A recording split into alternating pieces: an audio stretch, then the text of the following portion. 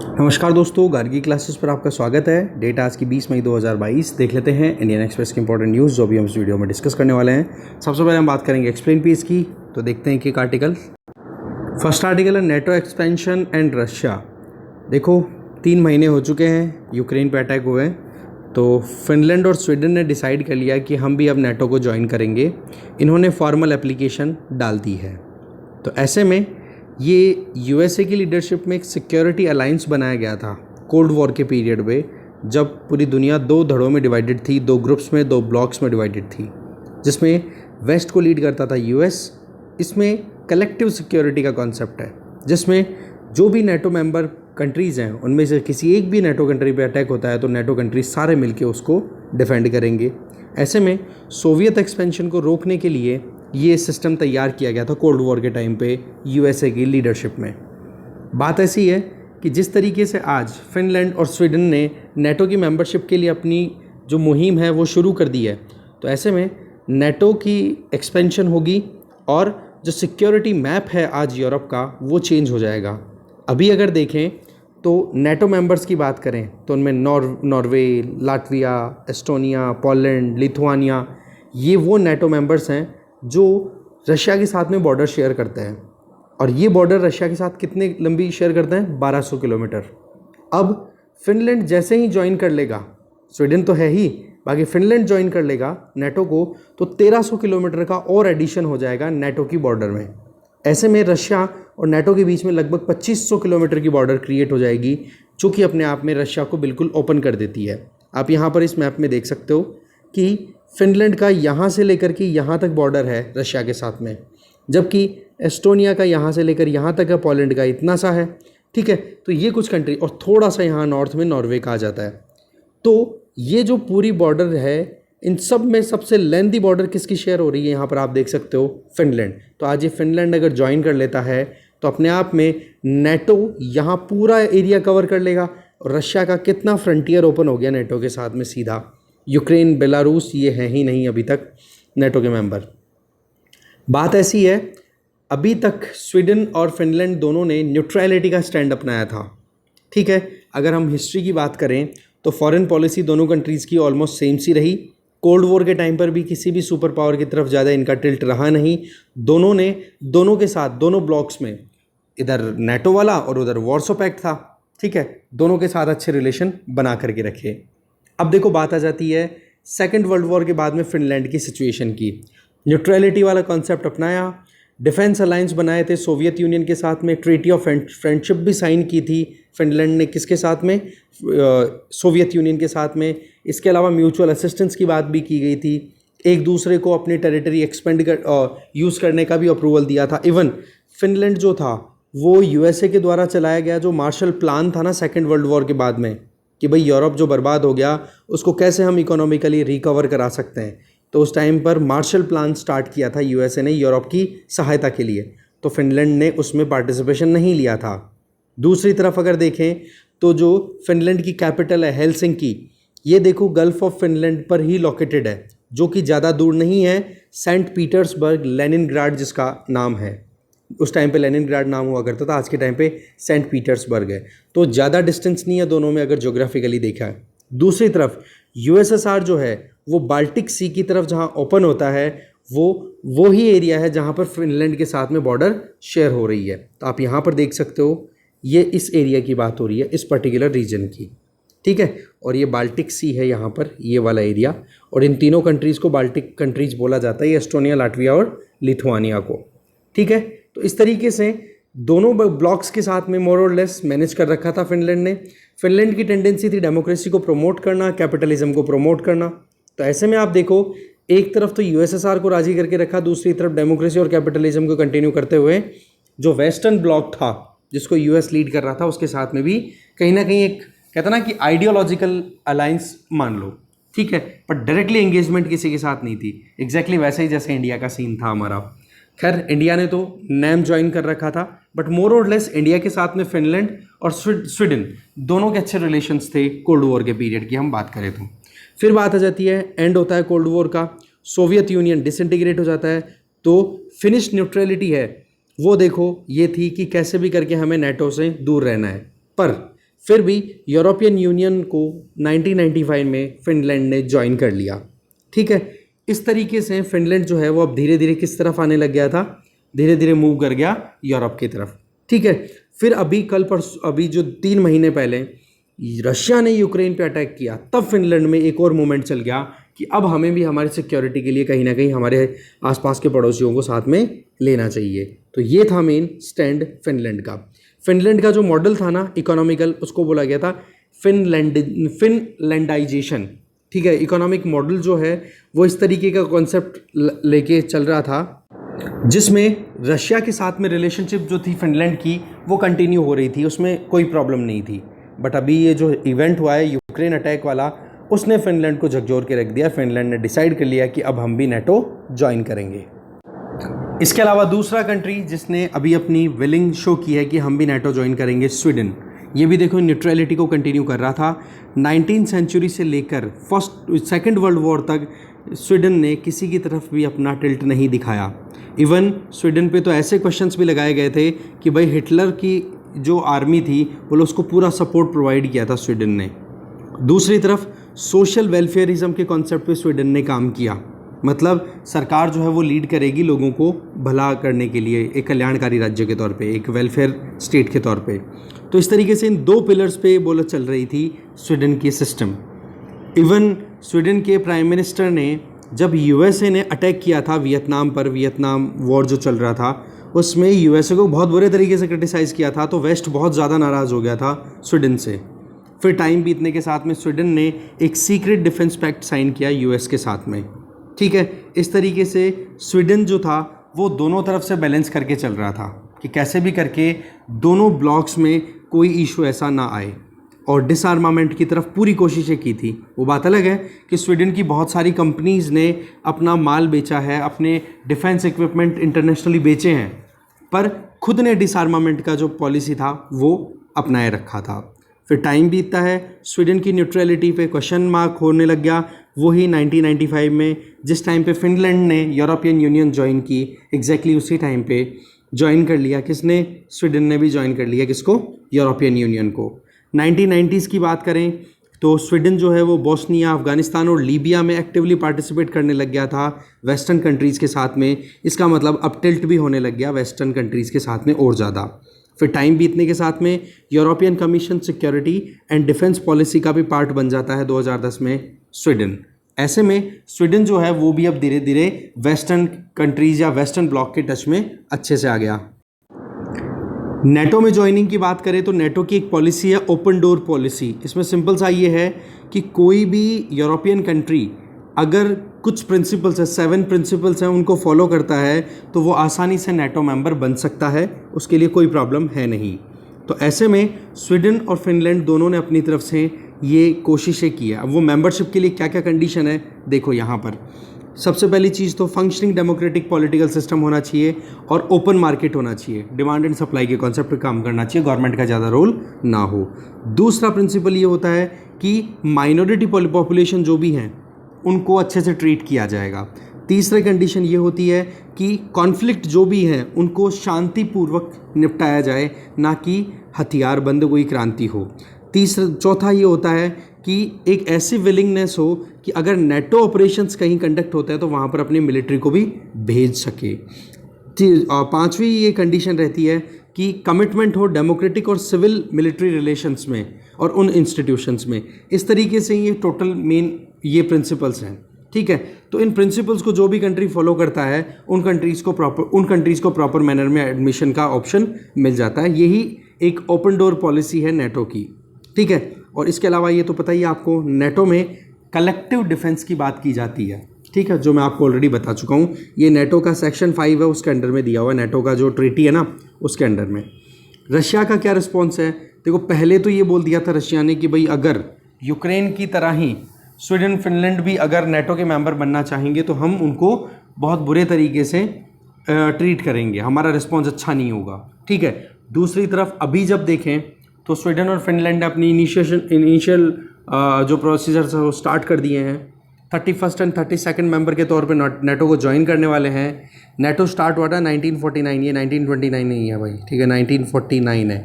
ठीक है, 12 founding members हुआ करते थे, ठीक है। तो आज बढ़ करके ये दोनों मेंबर जैसे ज्वाइन करेंगे तो 32 मेंबर्स हो जाएंगे। तो ऐसे में रशिया ने ये कहा कि हमें कोई प्रॉब्लम है नहीं, पर हाँ हमारे लिए कोई एडवर्स इम्पैक्ट हुआ तो बोला हम रिस्पॉन्ड बुरे तरीके से करेंगे। वैसे ये भी चीज़ है कि रशिया ने अपनी तरफ से धमकी दी थी कि हम अटैक कर देंगे, हाइपरसोनिक मिसाइल्स डिप्लॉय कर देंगे बाल्टिक सी में, वो सारे इश्यूज और क्रिएट होने के चांसेस हैं। तो ऐसे में ये सारा सिनेरियो है कि अभी तो रिस्पॉन्स थोड़ा सा माइल्ड आया है रशिया का। मेंबर बनने का प्रोसेस मैंने आपको बता ही दिया। वैसे देखा जाए तो मेन ऑब्स्टेकल कौन आ रहा है अभी इन दोनों की मेंबरशिप लेने में, वो है टर्की जो कि 1952 में नेटो का मेंबर बन जाता है, और यूएस के बाद में सेकंड लार्जेस्ट आर्मी अगर नेटो मेंबर्स में किसी की है तो वो है टर्की अकेला, ठीक है। तो इस केस में टर्की का बहुत इंपॉर्टेंट रोल है कि इनको इंक्लूड किया जाएगा कि नहीं, फिनलैंड और स्वीडन को।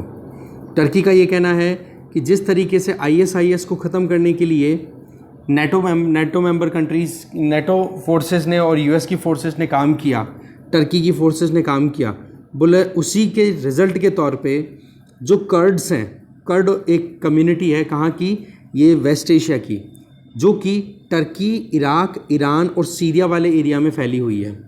और ये जो चारों कंट्रीज़ एक दूसरे से जहाँ पे बॉर्डर शेयर करते हैं ना, वहीं पर इनकी पॉपुलेशन ज़्यादा है। तो बोले ये चारों में एरिया में रहने वाले कर्ड्स हैं मिलकर के कुर्दिस्तान बनाना चाहते हैं, और बोले उन कुर्दिस्तान के कॉज को, कुर्दिस्तान बनने को सपोर्ट करते हैं स्वीडन और फिनलैंड, दोनों के दोनों। तो बोला हम किसी भी शर्त पे फिनलैंड और स्वीडन को नेटो में ज्वाइन करने के लिए बिल्कुल भी सपोर्ट नहीं करेंगे।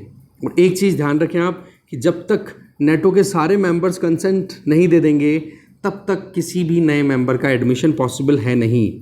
आर्टिकल 5 जो है वो क्या कहता है नेटो का, यही कहता है कि इसमें एक लीगल फ्रेमवर्क का कलेक्टिव डिफेंस का, जो मैं आपको ऑलरेडी बता चुका हूँ। इसके अलावा एक छोटी सी फैक्ट और बच गई हमारी, वो ये कि स्वीडन का एक आइलैंड है, ठीक है, बाल्टिक सी में, गोटलैंड नाम से।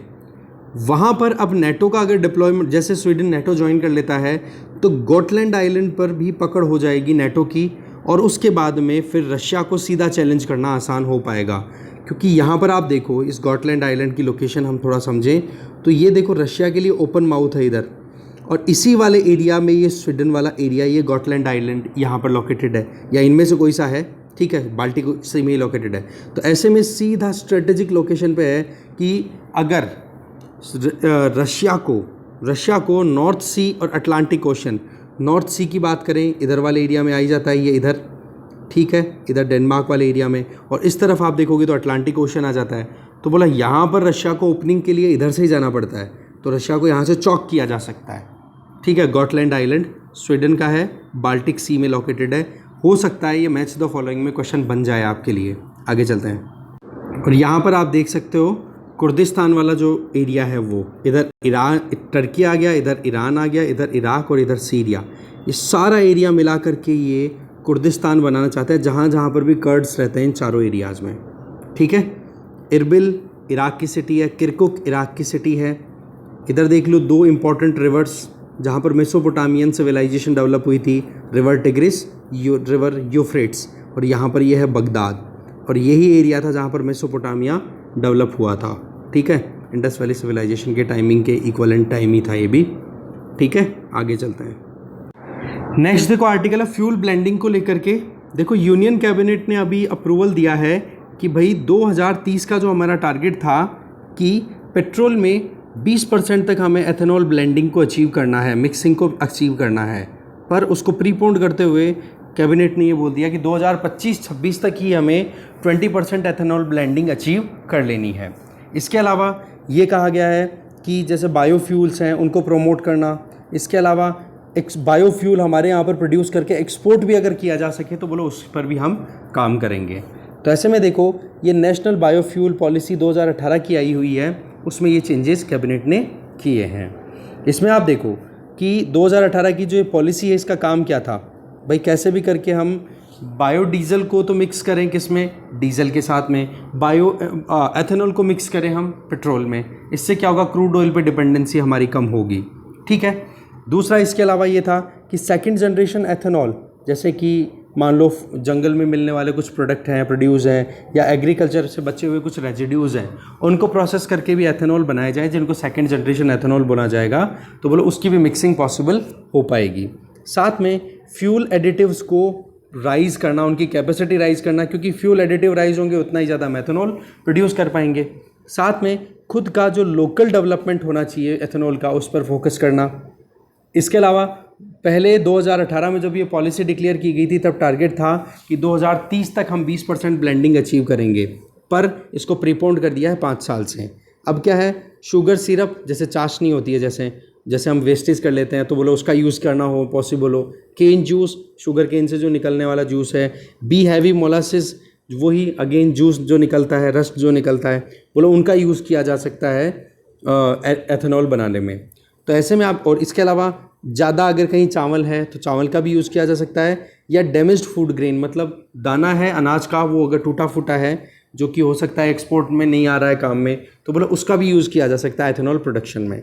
देखो, एथेनॉल प्रोडक्शन को या फिर बायोफ्यूल को प्रमोट करने के लिए हमारे यहाँ पर कोऑर्डिनेटिंग एजेंसी है जिसका नाम है नेशनल बायोफ्यूल कोऑर्डिनेशन कमेटी। इसको चेयर कौन करता है? Union minister for petroleum and natural gas. उनके अंडर में ये सारा काम होता है। अब सवाल ये है कि क्यों हमने ब्लेंडिंग को प्रमोट किया, या आपको पता ही है कि हम इंपोर्ट पे डिपेंडेंसी को रिड्यूस करना चाहते हैं। साथ में अगर देखें तो शुगर मिल्स जो हैं वही एथेनॉल प्रोड्यूस करती हैं, तो बोले उनके साथ में ऑयल मार्केटिंग कंपनीज हैं वो कोलैबोरेशन करें, और जितना भी एथेनॉल वो खरीद रही हैं शुगर मिल्स से, उसका पेमेंट 21 दिन के अंदर अंदर कर दिया जाए। इस तरीके के एग्रीमेंट है। शुगर इंडस्ट्रीज़ को सेल्फ रिलायंट बनाने की कोशिश की जा रही है कि बोले शुगर इंडस्ट्री में जो भी मिल्स काम कर रही हैं, ठीक है, तो उनको 21 दिन के अंदर अंदर जब पेमेंट मिल जाएगा तो बोलो वो अपने आप से फाइनेंशियली इंडिपेंडेंट होकर के काम कर पाएंगी। फिर बात आ जाती है 20% ब्लेंडिंग के सामने क्या चैलेंजेस हैं। सबसे बड़ा चैलेंज तो ये है कि हमने अभी टारगेट जो फिक्स किया है कि हमारे यहाँ पर पेट्रोल में एथेनॉल की 20% ब्लेंडिंग हम अलाउ करें या हम अचीव करें, तो बोले 1500 करोड़ लीटर एथेनॉल की रिक्वायरमेंट होगी हमें एनुअली। समझ गए? अब इसमें नीति आयोग ने भी पहले प्लान बताया हुआ है कि हमें भी 760 करोड़ लीटर जो है वो तो शुगर से गेन करना है, और 740 करोड़ लीटर्स हैं वो हम गेन करेंगे कहाँ से? फूड ग्रेन से एथेनॉल बना करके, ठीक है। पर राइटर जो हैं, मतलब एक्सपर्ट्स हैं, उनका ये कहना है कि 20% ब्लेंडिंग अचीव करना बहुत ही ज़्यादा अपने आप में कह सकते हैं ना कि प्रैक्टिकली पॉसिबल नहीं होता हुआ दिखाई दे रहा है, ठीक है। इसके अलावा अगर देखें तो करंट ब्लेंडिंग स्टेटस, करंटली हम केवल 9.9% तक ही एथेनॉल ब्लेंडिंग अचीव कर पाए हैं, ठीक है ना। तो ऐसे में जितनी हमें रिक्वायरमेंट है उसका बहुत कम हमारे पास में अवेलेबल है, तो केवल अभी थ्योरेटिकल बात हो रही है। दूसरी चीज़ ये कि जिस तरीके से, एक छोटा सा एग्जांपल हम ले कि बायोफ्यूल को हम प्रमोट करने की कोशिश करें, तो एक बार इंडोनेशिया से भी हमें सीख लेना चाहिए कि जिस तरीके से बायोफ्यूल पर डिपेंडेंसी उन्होंने अपनी राइज़ की, तो रिज़ल्ट ये हो गया कि अचानक से वहाँ पर प्राइस इतना ज़्यादा फ्लक्चुएट कर गया कि फिर उसके बाद में जो वहाँ का एडिबल ऑयल प्रोडक्शन है उस पर असर पड़ा सीधा का सीधा, ठीक है। और दूसरी जो वहाँ पर अभी एक्सपोर्ट पे बैन हुआ है उसका फिर मार्केट पे असर पड़ता है पूरा, ठीक है। तो इस तरीके से 1 सेकेंड, सॉरी वो बीच में कॉल आ गया था, खैर कोई नहीं। तो मेन जो पॉइंट था हमारा वो यही था कि चैलेंजेस बहुत सारे हैं, क्योंकि अभी कमिटमेंट तो है लगभग 468 यहाँ पर देख सकते हो करोड़ लीटर्स का, सप्लाई हो रही है 186 करोड़ लीटर्स की, तो शॉर्टेज कितनी चल रही है? तो बोले एडिशनल और देखा जाए तो बहुत कुछ करना बाकी है। और टोटल इंस्टॉल्ड कैपेसिटी कितनी है एथेनॉल प्रोडक्शन के लिए? 460 करोड़ लीटर्स। चाहिए कितने हैं? 1500 करोड़ लीटर्स। अब आप देख लो डिफरेंस कितना है। तो बोले इतना ज़्यादा हम कह नहीं सकते कि हो जाएगा। हाँ, ये बात ठीक है कि अभी कुछ डिस्टिलरीज, मतलब कुछ और यूनिट्स हैं वो अंडर ऑपरेशन आ जाएंगी, तो लगभग 250 करोड़ लीटर एडिशनल प्रोडक्शन हो जाएगा। पर 1500 करोड़ का जो टारगेट है उसको और ज़्यादा एम्बिशियस मैनर में करने की ज़रूरत है।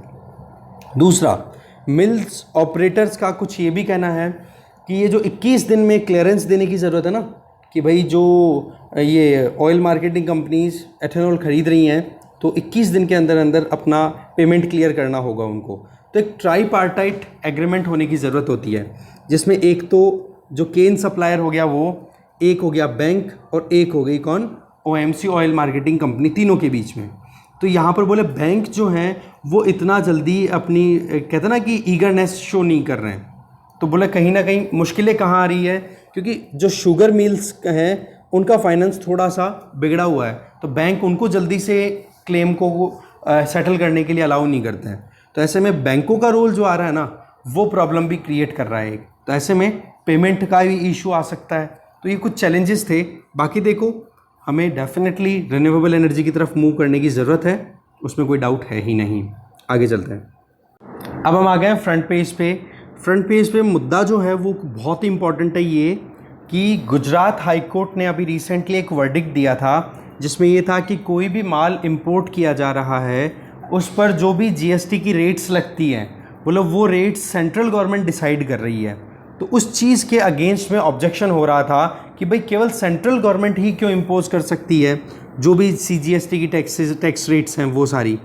तो गुजरात हाई कोर्ट ने ये कह दिया कि भाई इस तरीके से जीएसटी काउंसिल का जो भी एडवाइस आ रही है या दी जाती है स्टेट्स को टैक्स इम्पोज करने के लिए, टैक्स रेट डिसाइड करने के लिए, वो बोले बाइंडिंग नहीं है, वो केवल एडवाइजरी होती है। इस तरीके की बात कही गुजरात हाई कोर्ट ने और यही बात फिर बाद में अपील कर दी सुप्रीम कोर्ट में और सुप्रीम कोर्ट ने भी गुजरात हाई कोर्ट की बात को अपहेल्ड कर दिया कि जी जीएसटी काउंसिल या जीएसटी का जो पैनल है बोला उसकी एडवाइस केवल एडवाइजरी ही होती है। मैंने सीजीएसटी बोल दिया, इंटीग्रेटेड जीएसटी, आईजीएसटी की रेट फिक्स करने में बोला सेंट्रल गवर्नमेंट की अकेले की नहीं चलेगी। वहाँ पर जीएसटी काउंसिल ने भी अगर रेट डिसाइड की है तो वो बाइंडिंग नहीं है, वहाँ पर स्टेट गवर्नमेंट अपने हिसाब से कर सकती है। तो ये अपने आप में बहुत बड़ा शौक है जीएसटी की इम्प्लीमेंटेशन के लिए, क्योंकि आईजीएसटी में आपको पता है एक हिस्सा सेंट्रल गवर्नमेंट का जाता है, एक हिस्सा स्टेट गवर्नमेंट्स के पास में जाता है। तो ऐसे में गुजरात हाई कोर्ट की बात को ही कंटिन्यू कर दिया सुप्रीम कोर्ट ने। अब बात आ जाती है कि कैसे सुप्रीम कोर्ट ने ये बात अपनी तरफ से रखी। देखो इंडिया एक फेडरल कंट्री है जिसमें स्टेट्स और सेंट्रल गवर्नमेंट दोनों के बीच में प्रॉपर डायलॉग होना ज़रूरी है। बेशक हमारे यहाँ पर फेडरल सिस्टम में यूनिटरी बायस है जिसमें यूनियन गवर्नमेंट को थोड़ा सा ज़्यादा पावर दी हुई है, जिससे कि एक तो केओस ना फैले और कल को ना कोई इशू आ जाए, चैलेंज आ जाए तो सिक्योरिटी वाली सिचुएशन में सेंट्रल गवर्नमेंट अपनी पोजीशन को हैंडल कर पाए, मतलब देश को अच्छे से मैनेज करना पॉसिबल हो पाए। बट जब सवाल आ जाता है फिस्कल का तो हमारे यहाँ पर फेडरलिज्म की बात करते हैं तो फिस्कल फेडरलिज्म आता है जिसमें एक तो सेंट्रल गवर्नमेंट हो गई, दूसरी तरफ स्टेट्स हैं वो प्रॉपर मैनर में मिलकर के काम करते हैं, ठीक है। और बोले जीएसटी जो लाया गया था वो भी इसी का एक एग्जाम्पल है, जहाँ पर जो फेडरलिज्म में हम फिस्कल फेडरलिज्म की बात करें, जिसमें कोऑपरेटिव फेडरलिज्म की बात करें, जिसमें सेंटर और स्टेट मिलकर के काम करते हैं, तो वो मिलकर के फिर जीएसटी काउंसिल के अंडर में अपनी डिस्कशंस करते हैं, पर उस जीएसटी काउंसिल के रिकमेंडेशन जो हैं वो बाइंडिंग नहीं है स्टेट्स पर या फिर सेंटर पर। तो ये अपने आप में बहुत बड़ा सवाल आ गया है, ठीक है, कि सुप्रीम कोर्ट का ये जो ओपिनियन है इसमें जीएसटी काउंसिल की रिकमेंडेशन, जिसमें आप देखो स्टेट्स का भी रिप्रेजेंटेशन अच्छा है, सेंट्रल गवर्नमेंट का रिप्रेजेंटेशन, वोटिंग राइट में भी स्टेट्स को अच्छा खासा राइट मिला हुआ है, पर फिर भी जीएसटी काउंसिल की रिकमेंडेशंस केवल एडवाइजरी बोल दी, बोला बाइंडिंग नहीं है यहाँ पर। इसके अलावा सुप्रीम कोर्ट ने ये बोला कि जो एक प्रॉपर बैलेंस है हमारे फेडरलिज्म का वो वाला बिगड़ जाता है अगर यहाँ पर जीएसटी काउंसिल के रिकमेंडेशंस या फिर जीएसटी काउंसिल की रिकमेंडेशन बाइंडिंग हो जाती है। तो एक फिस्कल फेडरलिज्म का कॉन्सेप्ट आपको मैंने बता ही दिया। फिर कोर्ट ने क्या कहा, सुप्रीम कोर्ट ने, कि आर्टिकल 246A जो है हमारे कॉन्स्टिट्यूशन का, इसमें पार्लियामेंट और स्टेट लेजिस्लेचर दोनों को पूरा पावर दिया हुआ है कि वो जीएसटी की रिलेशंस में अपने हिसाब से कोई वेरिएशन, कोई चेंजेस लाना चाहे तो लाए जा सकते हैं। और उसी के बेसिस पे जीएसटी काउंसिल कॉन्स्टिट्यूट की गई, जिसमें कोलैबोरेटिव डायलॉग्स की बात की जाती है। मतलब कि central government unilaterally, state government unilaterally कोई डिसीजन नहीं लेंगी, दोनों मिलकर के काम करेंगे। ये बात आर्टिकल 246A के बेसिस पे डिसाइडेड है। फिर आगे बात करें तो काउंसिल जो है वो, यहाँ पर आप देखो वोटिंग राइट है वो अनईक्वल दिए हुए हैं, क्योंकि स्टेट्स की अगर बात करें तो स्टेट्स को वोटिंग राइट कितना है 2/3, जबकि यूनियन की बात करें तो कितना वोटिंग राइट दिया हुआ है 1/3, ठीक है। इसका मतलब स्टेट्स का से अपने आप में ज़्यादा हुआ कि नहीं, मतलब वोटिंग करवाई गई किसी मुद्दे पे जब तक 100% वोटिंग की बात करें तो 100% वोटिंग में से 75% वोटिंग जब तक किसी भी मुद्दे के फेवर में नहीं आएगी तब तक जीएसटी काउंसिल की वो बात नहीं मानी जाएगी या फिर वो बात पारित नहीं होगी। तो ऐसे में आप देखो कि 75% वोटिंग चाहिए होती है किसी भी मुद्दे को पास होने में। ओके, अब यहाँ पर आप देखो कि टोटल जितनी वोटिंग पावर है उसमें 2/3 दैट मीन्स अराउंड 67% तो अकेले केवल स्टेट्स के पास में है और रिमेनिंग जो बच गया 33% वो है केवल सेंट्रल गवर्नमेंट के पास में। इसका क्या मतलब निकलता है कि जीएसटी काउंसिल में कोई भी डिसीजन लिया जाता है उसमें स्टेट्स का तो अपर हैंड रहेगा ही। स्टेट्स जिस तरफ हाँ कहेंगे वही चीज़ पारित होगी, क्योंकि भाई 75% चाहिए तो 75% में केवल 33% वाले वोट देकर के कहाँ पारित करवा सकते हैं, जबकि 67% वाले पारित बोल दे हाँ और उनमें केवल थोड़ा सा और ऐड हो जाए तो 75% आराम से अचीव हो सकता है। तो ऐसे में स्टेट्स जो बात बोलते हैं बोलो वो चीज़ आराम से मानी जाएगी। ऐसे में ये एक कोऑपरेटिव फेडरलिज्म का कॉन्सेप्ट भी शो होता है कि भाई सेंट्रल गवर्नमेंट के पास में 33% वोटिंग का है आपके पास में शेयर, पर कोई ज़रूरी थोड़ा ना है सेंट्रल गवर्नमेंट में जो पार्टी रूल कर रही है वही बाकी स्टेट्स में करे। तो ऐसे में सारी पार्टीज मिलकर के डिसीजन लेती है नो डाउट, पर वही बात आ गई कि बोले ये जो काउंसिल की जो रिकमेंडेशंस हैं वो बाइंडिंग नहीं है। फिर इसका एक्सप्लेनेशन दिया गया कि कैसे बाइंडिंग नहीं है। देखो, जब कॉन्स्टिट्यूशन में अमेंडमेंट लाया गया था तो बोले एक आर्टिकल और ऐड होने वाला था। आर्टिकल का नाम था आर्टिकल 279B। वैसे अगर जीएसटी काउंसिल की स्टैब्लिशमेंट की बात करें आर्टिकल 279A के अंडर में स्टैब्लिश्ड है, ठीक है। तो ऐसे में आप देखो कि आर्टिकल 279B जो है उसके तहत एक GST dispute settlement authority settle होनी थी, जो कि स्टेट और सेंटर के बीच में कोई भी टैक्स को लेकर के डिस्प्यूट आता हो तो उसको एडजुडिकेट करती, पर वो स्टैब्लिश नहीं हुई। आर्टिकल 279B जो है वो इम्प्लीमेंट नहीं हुआ, उसको डिलीट कर दिया गया। जबकि दूसरी तरफ आर्टिकल 279 का जो क्लॉज 11 है 279 के अंडर में जो जीएसटी काउंसिल स्टैब्लिश की गई तो उसमें ये है, उसको ये बोला गया था कि जो कुछ भी इश्यूज अराइज होंगे, ठीक है, उसके लिए जीएसटी काउंसिल अपनी रिकमेंडेशन देगी। अब रिकमेंडेशन जो वर्ड है ना, ये रिकमेंडेशन वर्ड ही आकर के यहाँ पर गड़बड़ कर गया और रिकमेंडेशन के लिए सीधी सी बात है कि ये रिकमेंडेशन परसुएसिव थी। दैट मीन्स जीएसटी काउंसिल अपनी केवल राय दे सकती है। अब राय दे दी गई है तो इसका मतलब क्या हो गया कि जो भी कॉन्स्टिट्यूएंट असेंबली, जो भी कॉन्स्टिट्यूएंट यूनिट है जीएसटी काउंसिल की, चाहे फिर वो जीएसटी रिजीम की, चाहे वो सेंट्रल गवर्नमेंट हो चाहे स्टेट गवर्नमेंट हो, बोलो दोनों पर बाइंडिंग नहीं है, क्योंकि ये परसुएसिव वैल्यूज़ पर काम करती है। ये चीज़ यहाँ पर जो डिफ़ाइन की है सुप्रीम कोर्ट ने, ये अपने आप में बहुत ही ज़्यादा मुश्किलें पैदा कर रहा है सेंट्रल गवर्नमेंट के लिए। और सेंट्रल गवर्नमेंट ने अपनी तरफ से बोल भी दिया कि भाई इस तरीके से आप कैसे बाइंडिंग नहीं हो सकती जबकि स्टेट्स को इतना रिप्रेजेंटेशन मिला हुआ है। पर सुप्रीम कोर्ट ने कह दिया bindings can recommendations can not be binding, ठीक है। इसलिए सेंट्रल गवर्नमेंट ने कह दिया बोले इस तरीके से तो जीएसटी का स्ट्रक्चर वो पूरा कोलैप्स कर जाएगा। एक स्टेट अपनी मनमानी तौर पे आईजीएसटी रेट्स अगर फिक्स करेगा तो कल को ना फिर पूरे बाकी स्टेट्स भी इसी तरीके से करेंगे तो कॉन्फ्लिक्टिंग मैकेनिज्म हो जाएगा, तो कहाँ जीएसटी काम कर पाएगा। इसके लिए देखो सीजीएसटी एक्ट का सहारा लिया जाता है गवर्नमेंट के द्वारा। ये कहा जाता है कि सेक्शन 9 जो है वो ये कहता है कि टैक्स रेट जो है वो डिसाइड की जाएगी जीएसटी काउंसिल की रिकमेंडेशन बेसिस पे। तो टैक्स रेट डिसीजन में ये जो बात आ रही है, बोले ये चीज़ क्या शो कर रही है, इसका मतलब जीएसटी काउंसिल का डिसीजन जीएसटी को लेकर के फाइनल होगा। बट सुप्रीम कोर्ट ने जो बात बोल दी ना, अब इस बात पर आगे क्या होता है टाइम बताएगा। फिलहाल तो जीएसटी काउंसिल के रिकमेंडेशंस को एडवाइजरी बता करके सुप्रीम कोर्ट ने छोड़ दिया है, ठीक है ना। तो ये अपने आप में बहुत बड़ा मुद्दा है होने को, तो इस पर मुझे लगता है एडिटोरियल आना चाहिए डिटेल में। आगे चलते हैं। फिर आगे देखो, नेशनल ग्रीन ट्रिब्यूनल ने गवर्नमेंट को नोटिस दिया है और ये कहा है कि भाई आप जो भी प्रोजेक्ट्स कंडक्ट कराना चाह रहे हो अरुणाचल प्रदेश में, एक बार उनका एनवायरमेंटल इम्पैक्ट असेसमेंट करो और पूरी डिटेल हमें सबमिट करो, ठीक है। और यही चीज़ फिर एनवायरमेंट मिनिस्ट्री में फॉरेस्ट एडवाइजरी कमेटी है उससे डिमांड की गई है कि भाई लाओ भाई आप जो अरुणाचल प्रदेश में हाइड्रो इलेक्ट्रिक प्रोजेक्ट चलाना चाह रहे हो उसकी डिटेल लेकर के आओ। और उन प्रोजेक्ट्स के नेम क्या है, सीधे उन्हीं की बात करते हैं। 3097 मेगावाट का है इटैलियन हाइड्रो इलेक्ट्रिक प्रोजेक्ट जो कि दिबांग वैली डिस्ट्रिक्ट में लोकेटेड है, ठीक है।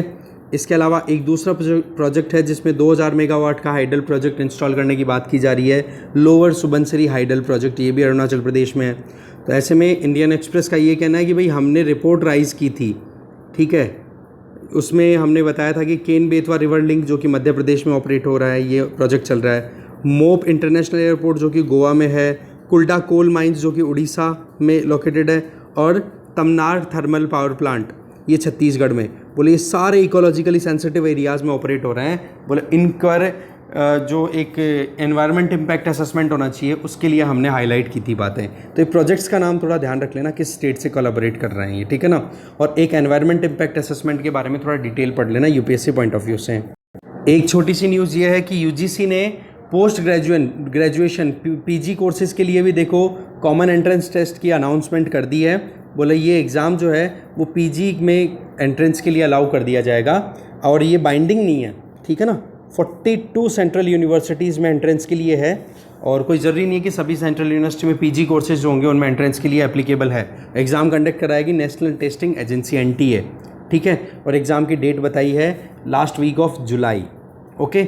और जो नेशनल एजुकेशन पॉलिसी है 2020, बोलो उसकी ही लाइन पर हम कंटिन्यू कर रहे हैं।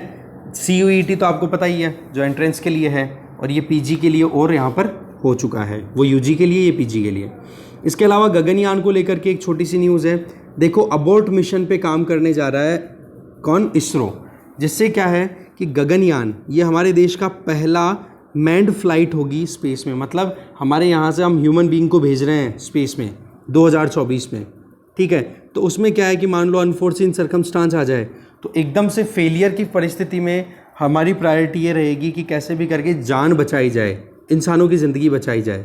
तो उनको अबोर्ट मिशन के लिए ट्रायल कराए जा रहे हैं कि वो कैसे अपनी जान बचा करके फिर से अर्थ पे सेफली आ सकें। इसके अलावा ये बात बोली गई है कि इंडिया का ये जिस तरीके से गगनयान मिशन है, तो बोले ये फर्स्ट कदम है जिससे कि हम इंडियन स्पेस स्टेशन को भी आने वाले टाइम पे लॉन्च कर देंगे। इसरो ने देखो अभी रिसेंटली श्रीहरिकोटा, ठीक है, पुल्लिकट लेक के किनारे लोकेटेड है, बे ऑफ बंगाल की तरफ, तो बोले वहाँ पर हमने HS-200 रॉकेट बूस्टर को ट्राई भी किया था फर्स्ट स्टेज पे। और ये जो HS-200 रॉकेट है ना, ये सॉलिड प्रोपेलेंट, मतलब इसमें फ्यूल जो है वो सॉलिड कंटेंट में, सॉलिड स्टेट में है, ठीक है। इसके अलावा जो गगनयान की लॉन्चिंग होगी वो किस में होगी, लो अर्थ ऑर्बिट में, ओके। पेंडेमिक की वजह से लेट हो गया, नहीं तो 2021 में जो 2022 में जो लॉन्चिंग थी वो फाइनल थी, ठीक है। तो एक बार गगनयान के बारे में यूपीएससी पॉइंट ऑफ व्यू से ज़रूर इन्फॉर्मेशन गेन कर लेना भाई। आगे चलते हैं। नेक्स्ट है अमृतसर जामनगर ग्रीनफील्ड कॉरिडोर 2023 तक कंप्लीट हो जाएगा। ये देखो है क्या, ये देख लो, अमृतसर, भटिंडा, संगारिया, बीकानेर, सांचौर, समखियाली, जामनगर, ये इम्पॉर्टेंट सिटीज़ हैं जिनमें कनेक्टिविटी इंश्योर की जाएगी रोड ट्रांसपोर्ट के थ्रू।